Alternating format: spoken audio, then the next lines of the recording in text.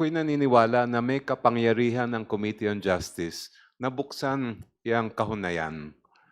But to me, the crucial question is, kailangan ba natin buksan? The question is in relation to the determination of probable cause.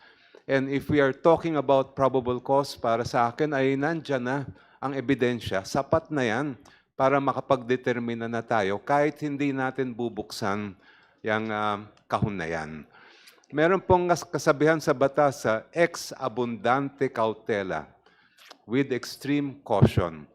And out of the abundance of caution, I believe that it would be more prudent for us to leave this to the Senate to decide whether to open the box or not.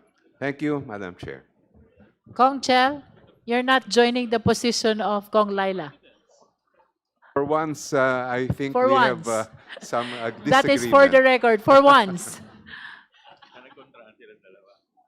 For the first time,